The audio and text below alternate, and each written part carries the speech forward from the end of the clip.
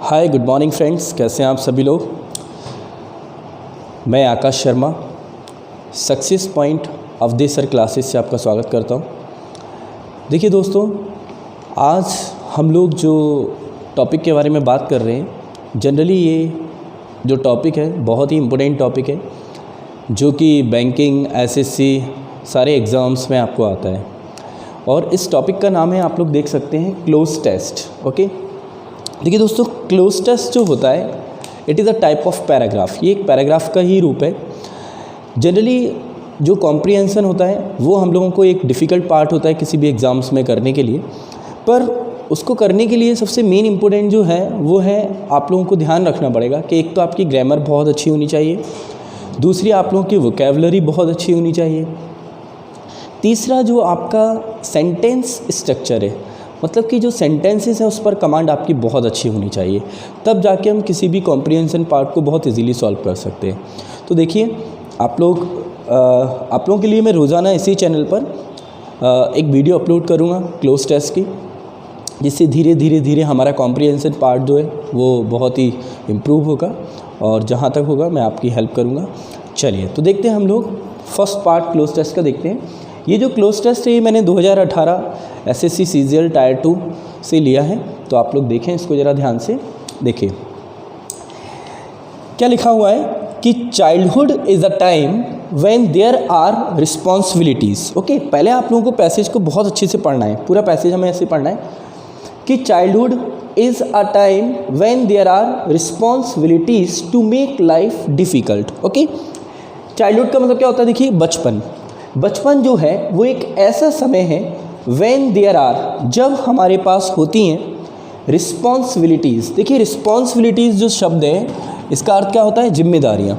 तो बचपन एक ऐसा समय है जब हमारे पास जिम्मेदारी होती है, तो टू मेक लाइफ डिफ़िकल्ट, जो हमारे जीवन को कैसा बनाता है, डिफ़िकल्ट बनाता है। ठीक है, अब पहला आपको दिया है, तो पहले में आप लोग देखें, पहला आपको दिया है मैनी, लिटिल, फ्यू और मोर। ओके, तो सबसे पहले हमें करना है कैसे कि आप लोगों ने देखा रिस्पॉन्सिबिलिटीज़। अब देखिए रिस्पॉन्सिबिलिटीज़ जो है वो कैसा है, अपने आप में प्लूरल है। ठीक है ना, तो प्लूरल है, तो सबसे पहले हम जानते हैं कि मैनी प्लूरल लेता है, फ्यू प्लूरल लेता है, मोर और लिटिल, ये दो ऑप्शन हमारे पास बचे। लिटिल हमारा कैसा लेता है, सिंगुलर, तो ये हमारा गया। अब इसके बाद जो मोर होता है, मोर जनरली क्या होता है, कंपैरिजन में यूज़ करते हैं, तुलनात्मक यूज़ किया जाता है, तो यहाँ कहीं कंपैरिजन तो हो नहीं रहा, तो ये हमारा मोर भी गया। अब हमारे पास है मैनी और फ्यू। अब आप सब देखिए कि बचपन एक ऐसा समय है जब हमारे पास जिम्मेदारी होती है। तो बचपन में हमारे पास ज़्यादा जिम्मेदारी होती है या कम जिम्मेदारी होती है, हम सभी जानते हैं, एक लॉजिकल क्वेश्चन है। तो हम सब जानते हैं कि बचपन में हमारे पास कितनी जिम्मेदारी होती है, बहुत ही कम। फ्यू जो होता है, फ्यू का अर्थ क्या होता है, एक डिटर्मिनर से बिल्कुल ना के बराबर। तो बचपन एक ऐसा समय है जब हमारे पास बिल्कुल ना के बराबर क्या होती है, जिम्मेदारी होती है। टू मेक लाइफ डिफ़िकल्ट, जो कि हमारे जीवन को कैसा बनाती है, बहुत ही डिफ़िकल्ट बनाती है। ओके, आगे देखते हैं हम लोग। If a child good parents he is fed, looked and loved. अब देखिए, if a child good parents he is fed. अब देखो दोस्तों, आप लोगों को देखना है कि सबसे पहले चाइल्डहुड इज़ अ टाइम, तो ये प्रेजेंट में है। अब हमें यहाँ देखना है कि if a child good parents, मतलब कि यदि बच्चे के माता पिता कैसे होते हैं, अच्छे होते हैं। ही इज़ फेड, फेड जो है वो फीड की क्या हुई, हमारी थर्ड फॉर्म हुई। देखिए कभी भी आपको जो इज़ दिया है, इसके बाद क्या दिया है, फेड। तो देखिए दोस्तों क्या है कि जो is, am, are, was, were, will be, shall be, being, been, ये सारी हमारी टू वी फैमिली की वर्ब हैं। अगर इनके साथ थर्ड फॉर्म आती है तो ये हमारा क्या कहलाता है, पैसिव वॉइस। तो ये क्या बन रहा है, हमारा पैसिव बन रहा है। दूसरी चीज़ कि जब भी कोई टेंस प्रेजेंट में है तो उसके साथ जो कनेक्टर होता है वो हमारा प्रेजेंट होगा या फ्यूचर होगा, ध्यान रखिएगा, पास्ट कभी भी नहीं होता। तो हम देखते हैं कि इफ़ अ चाइल्ड, ऑप्शन दिया है हैड, तो ये पास्ट है, तो ये नहीं होगा हमारा। विल हैव, अब मैंने आपको बताया कि कभी भी कनेक्टर जो होता है, कंजक्शन से जब कोई सेंटेंस कनेक्ट होता है, तो अगर एक टेंस प्रेजेंट है तो उसके साथ प्रेजेंट या फ्यूचर टेंस होता है। अब देखिए जिसके आगे, एक और रूल्स है कि जिसके आगे कंजक्शन आती है वो कभी भी फ्यूचर में नहीं होता। तो हमने देखा कि ये वाला भी हमारा ऑप्शन गया। अब हमारे पास बचता है कि हैव और हैज़। तो देखिए जो चाइल्ड है वो हमारा कैसा हो गया, सिंगुलर सब्जेक्ट है, और जब सिंगुलर सब्जेक्ट है तो उसके साथ आप सभी जानते हैं क्या आएगा, हैज़। तो हमारा हैव भी यहाँ पर क्या हो गया, रॉन्ग हो गया। तो क्या हुआ कि if a child has good parents, यदि बच्चे के माता पिता अच्छे होते हैं, ही इज़ फेड, तो उसे फीड की थर्ड फॉर्म है फेड, खिलाना, उसे खिलाया जाता है। लुक्ड डैश, अब देखिए तीसरा ऑप्शन है हमारे पास look up, look at, look after या लुक अराउंड। तो देखिए जनरली क्या है कि ये लुक जो है ये एक वर्ब है और इसके साथ जब भी कोई प्रीपोजिशन लगती है तो एक फ्रेजल वर्ब बन जाती है। तो देखिए हम लोग देखते हैं कि जैसे कि लुकअप, लुकअप का मीन्स होता है किसी भी डिक्शनरी में मीनिंग को सर्च करना। जब हम मीनिंग सर्च करते हैं डिक्शनरी में तो इसका मतलब होता है लुकअप। सेकंड है हमारे सामने लुक एट, लुक एट का मतलब होता है किसी चीज़ को ध्यान से देखना। तो आप देख सकते हैं कि ना तो लुकअप आएगा ना लुक एट आएगा, ठीक है। तीसरा है लुक आफ्टर, लुक आफ्टर का मतलब क्या होता है, देखभाल करना। तो यही हमारा ऑप्शन सही लग रहा है कि यदि माता पिता अच्छे होते हैं, ही इज़ फेड, उसे खिलाया जाता है, लुक्ड आफ्टर, उसकी देखभाल की जाती है, एंड लव्ड, और उसे प्यार किया जाता है। चौथा है हमारा लुक अराउंड, लुक अराउंड का मतलब होता है ढूंढना, किसी चीज़ को खोजना। तो ये भी हमारा क्या हो जाएगा, रॉन्ग हो जाएगा। तो क्या आएगा हमारा लुक आफ्टर। तो यदि एक बच्चे के अच्छे माता पिता होते हैं तो उसे खिलाया जाता है, उसकी देखभाल की जाती है, एंड लव्ड, और उसे प्यार किया जाता है। What ever he may do, जो भी वह करता है, ओके, या जो भी वह कर सकता है, ठीक है।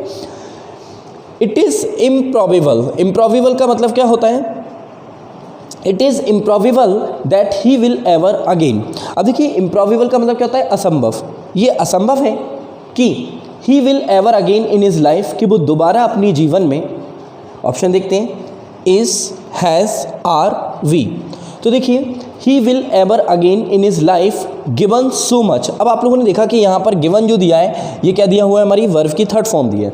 तो मतलब कि हमारे सामने आ रहा है कि क्या बन रहा है, एक पैसिव बन रहा है। तो हमने देखा कि ही विल एवर अगेन। अब जब आपको यहाँ विल दिया है तो हम सब जानते हैं कि विल के साथ ना तो हमारा इज आएगा, ना हैज़ आएगा, ना आर आएगा, क्या आएगा, बी, ओके। तो ये फ्यूचर कंटिन्यूस का पैसिव बना कि that he will ever again in his life be given so much without having to do.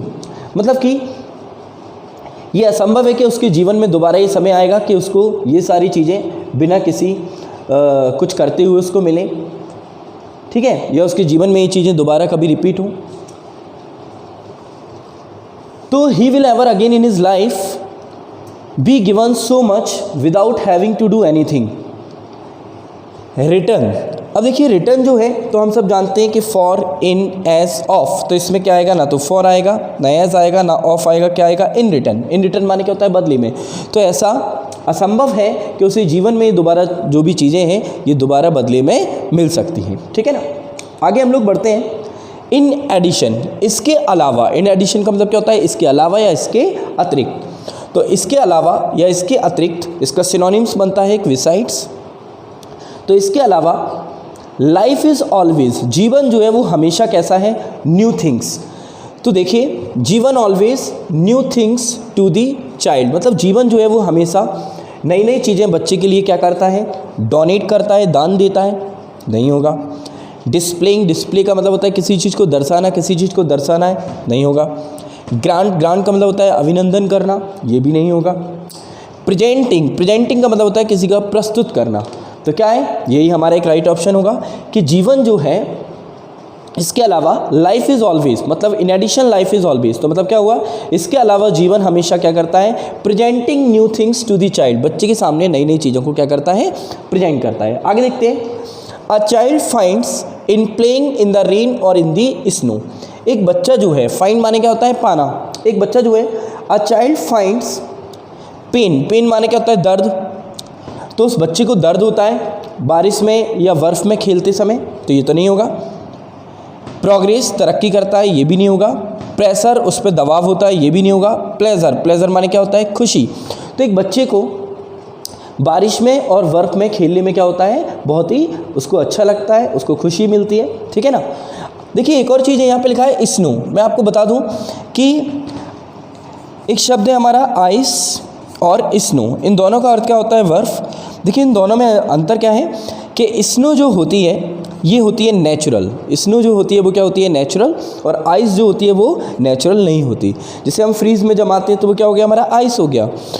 और स्नो जो क्या होता है, नेचुरल होता है, इसलिए स्नो फॉलिंग होता है, आइस फॉलिंग नहीं होता। तो ये दोनों में आपको अंतर समझ में आ गया होगा।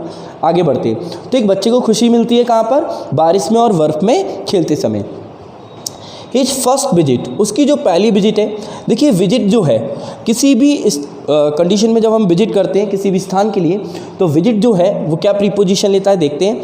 विजिट ऑन गलत, विजिट टू, विजिट के साथ हमेशा क्या आता है? टू। किसी भी डेस्टिनेशन पे जब हम जाते हैं तो क्या लगाते हैं? टू। तो इसमें इन नहीं आएगा, फॉर नहीं आएगा, ठीक है ना। तो क्या आएगा? His first visit to the seaside, seaside माने समुद्री किनारा। तो उसकी पहली विजिट जो होती है वो कहाँ होती है? समुद्र के किनारे की हो। इज़ अ मार्वलस एडवेंचर, जो कि उसके लिए मार्वलस, मार्वलस माने क्या होता है? बहुत ही अच्छा, जिसको हम कह सकते हैं आश्चर्यचकित, ठीक है ना। तो उसके लिए क्या होता है? मार्वलस। तो उसकी पहली जो विजिट होती है वो क्या होती है?